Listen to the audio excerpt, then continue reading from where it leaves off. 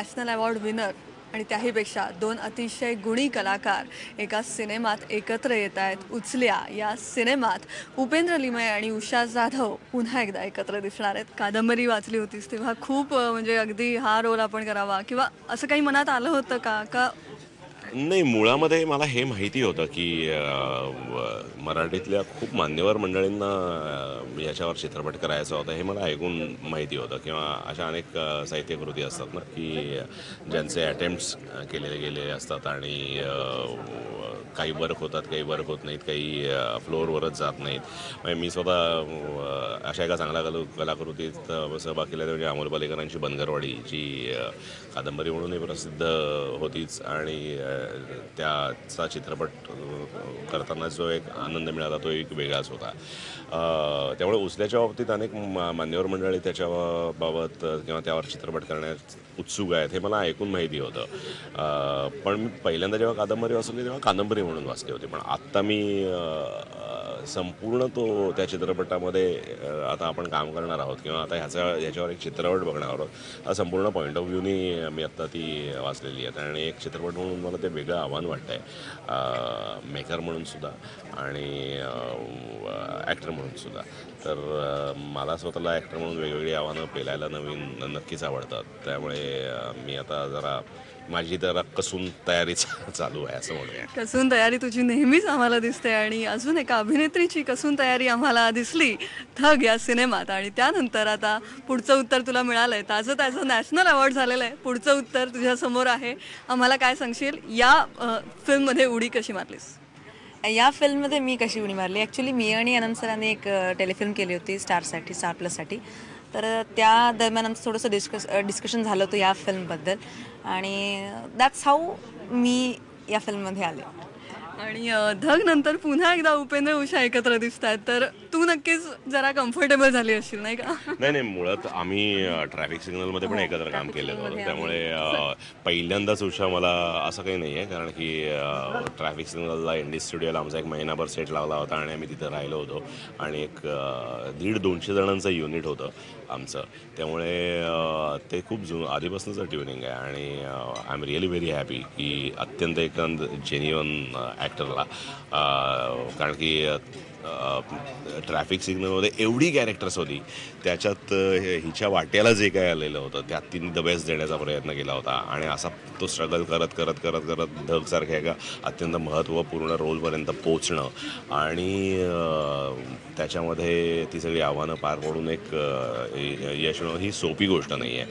म्हणजे अगदी मनापासून असं मला वाटतं ते सर्व त्या स्ट्रगलरसाठी एक इन्स्पिरेशन असतं, की तो एक जेन्युअन स्ट्रगलर असतो ज्याच्यावर तशा अर्थाने कुठलेही वरदहस्त नसतात आणि आपल्या कामावर विश्वास ठेवून त्या कामाप्रती स्वतःला समर्पित करून एक प्रूव्ह करण्याची संधी खूप कमी जणांना मिळते. ती हिला मिळाली, ज्याची स्फूर्ती अनेक जणांना मिळत असते. त्यामुळे मी अगदी ट्रॅफिक सिग्नलपासून काम करतो आहे आणि आता मला वाटतं तिसरा सिनेमा आहे आमचा एकत्र. उषाच्या चेहऱ्यावर जे समाधान आहे ते नक्कीच एक गुणी सहकलाकार माझ्याबरोबर आहे. खूप रिलॅक्स वाटत असेल, काय वाटतंय? हो, मी ॲक्च्युली धगच्या वेळेसच खूप कम्फर्टेबल होते की अरे वा, म्हटलं चलो ठीक आहे, उपेंद्रजी आहेत ना, so I was very very very comfortable. जर दुसरं कोणी ॲक्टर असतं तर कदाचित मी तेवढी कम्फर्टेबल नसते आणि तो कम्फर्ट लेवल तो स्क्रीनवर दिसतो. म्हणजे he was a first person की उषा रोल चांगला आहे, मन लावून कर, व्यवस्थित, म्हणजे अगदी हक्काने म्हण किंवा एक सिनियर ॲक्टर म्हणून, म्हणजे like he used to guide me की नाही व्यवस्थित कर, मन लावून कर. So was very much comfortable with him. तर तूही खूप सिलेक्टिव्ह आहेस असं आम्हाला कळलेलं आहेच.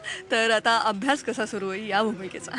या भूमिकेचा अभ्यास थोडाफार तसं बघायला गेलं तर सुरू झालेला पण आहे, कारण आता लक्ष्मणजींच्या मिसेस इकडे आलेल्या आहेत, त्यांना भेटली मी. तर आता इथून पुढे परत तो सुरू होईल अभ्यास की त्यांचं काय, कारण ते त्यांचं कॅरेक्टर मी करते actually. So how she is actually in a person, तर ते सगळं स्टडी करावं लागेल.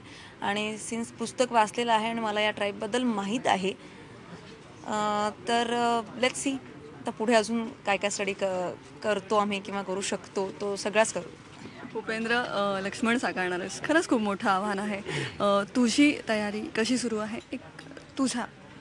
हां, म्हणजे आता अजून ॲक्च्युअल शूटिंगला अवकाश आहे आणि त्यामुळे आत्ता तयारी म्हणण्यापेक्षा आत्ता प्रश्न भरपूर आहेत की म्हणजे आत्ता फक्त एक क्वेश्चन पेपर आहे आमच्या म्हणजे ॲज अन ॲक्टर माझ्यासमोर आणि त्यातली काही उत्तरं माझी मला मिळणार आहेत, काही मला ती वाचनातनं मिळणार आहेत, काही मला डिस्कशनमधनं मिळणार आहेत आणि सगळ्यात जास्त इनपुट मला जो मिळेल तो माझ्या दिग्दर्शकाकडून मिळेल आणि मी स्वतःला अत्यंत भाग्यवान समजतो की खूप सेन्सिबल डिरेक्टर्सबरोबर काम करायची मला संधी मिळाली.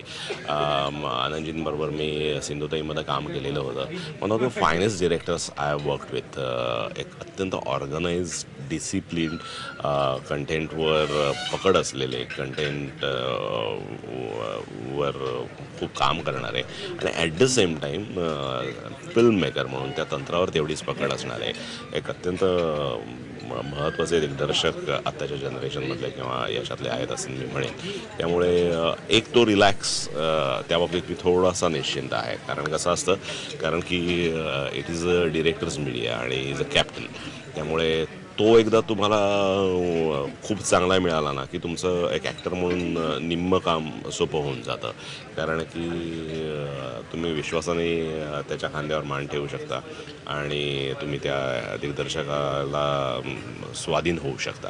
त्यामुळे आत्ता आम्ही त्या सगळ्या प्रोसेसमध्ये आहोत. आमची ती डिस्कशन्स चालू आहेत आणि हे सगळं करत एका फोकस पॉईंटपर्यंत आम्ही येऊ बिफोर शूट. नक्कीच 20 वर्ष ज्या लक्ष्मणला स्क्रीनवर यायची प्रेक्षकांनी वाट बघितलेली आहे तो लक्ष्मण या सिनेमातून आमच्या समोर येणार आहे. खूप खूप खूप शुभेच्छा उपेंद्र. उषा तुला सुद्धा thank you very much. Thank you very much. तर उपेंद्र आणि उषा जाधव हे दोघंही उचल्या या सिनेमातून आपल्या समोर येणार आहेत.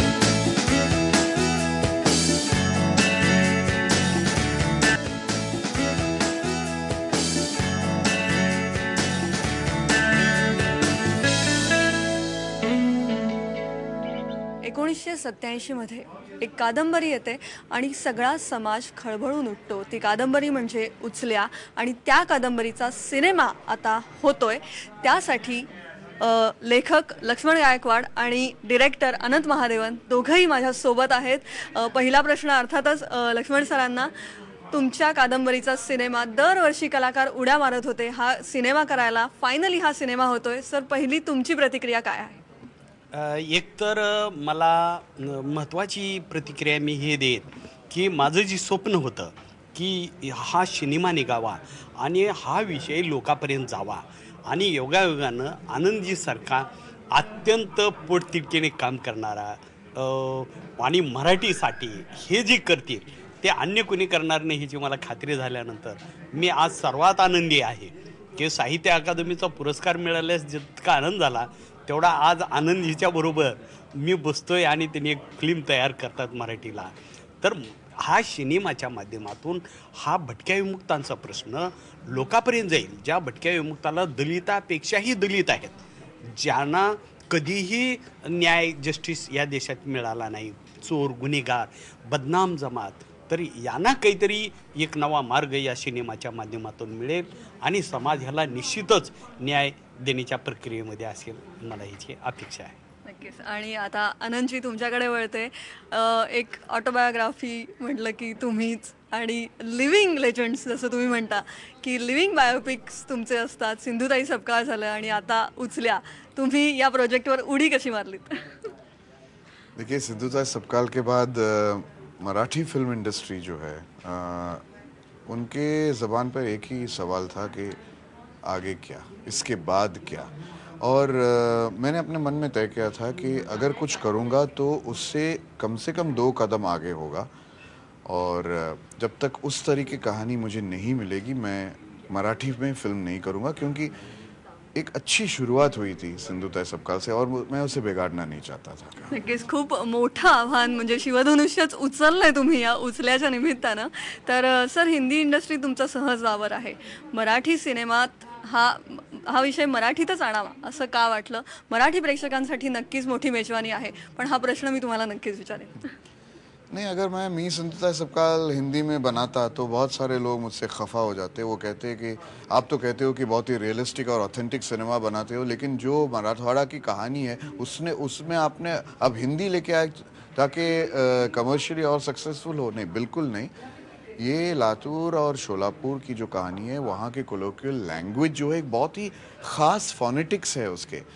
यहाँ पुणे और बॉम्बे में रहने वाले महाराष्ट्रियंस को भी वो एक बहुत खूबसूरत लहजा उसमें मिलेगा और शायद सबटाइटल्स की भी ज़रूरत पड़ेगी, लेकिन जिस रीजन से वो कहानी है उसी लैंग्वेज में अगर फिल्म बनेगी तभी वो फिल्म सही होगी, वरना वो गलत होगी। और मैं सिर्फ इसलिए हिंदी में बनाऊँ क्योंकि उसका रीच ज़्यादा होगा, ये गलत बात है। इसका रीच अब भी बहुत ज़्यादा होगा, न सिर्फ हिंदी और बाकी भारतीय भाषाओं में बट इंटरनेशनली भी, क्योंकि सबटाइटल्स के साथ पूरी दुनिया फिल्में देखते हैं। हम ईरानियन फिल्म्स देखते हैं, हमको फ़ारसी का कोई ये नहीं है, फिर भी हम उस सबटाइटल्स देख के हमें पता चलता है कि ये फिल्म कितने दिल को छू लेने वाली कहानी है, कितने अच्छे कैरेक्टर्स है, कितने रियलिस्टिक कैरेक्टर्स है।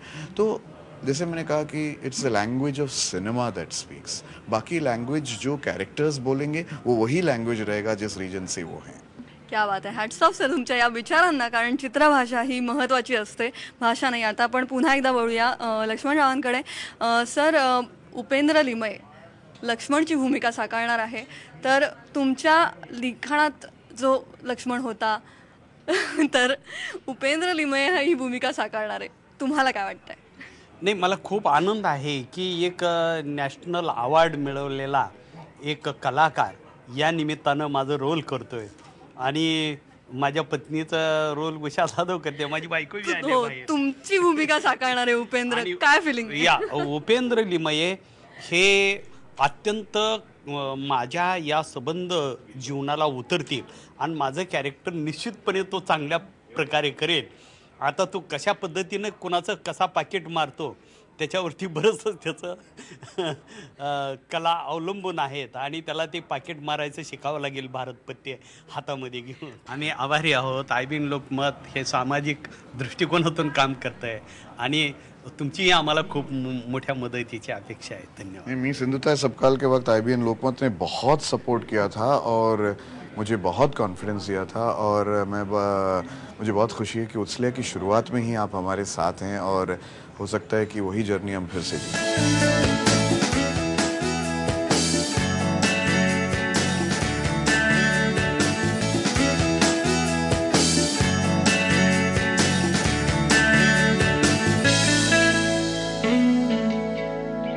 उचल्या या कादंबरीतला उचल्या अर्थात छोटा लक्ष्मण साकारणार आहे विवेक आणि त्याला साथ देणार आहे अंशुमन. हे दोघंही आता माझ्यासोबत आहेत. खूप खूप स्वागत तुमचं आयबीएन लोकमतमध्ये. धन्यवाद. धन्यवाद. थँक्यू. विवेक, पहिला प्रश्न तुला. बाबू बँड वाजा झाला आणि त्यातही तुझी खूप छान भूमिका आम्ही पाहिली आणि त्यानंतर आता उचल्यामध्ये तू येतोयस. किती छान लकी समजतोय स्वतःला? मी खूप स्वतःला लकी समजतो, कारण मला अनंत महादेवन सरांसोबत काम करायला मिळते आणि मी उचले हे पुस्तक वाचले, मला खूप ते आवडलं आणि त्याच्यातले जे लक्ष्मण ज्यांची मेन ही स्टोरी आहे त्यांच्या बालपणाचा रोल करते, त्यामुळे मी स्वतःला खूप लकी समजतो आणि मला ही फिल्म करायला खूप खूप खूप आवडेल. आणि आता आपण बोलूया अंशुमनकडे. शाळामध्ये आपण त्याची अतिशय सुंदर भूमिका पाहिलेली आणि आता उचल्यामधून तो आपल्या समोर येतोय. खूप मोठा झालायस असंही वाटतंय आम्हाला.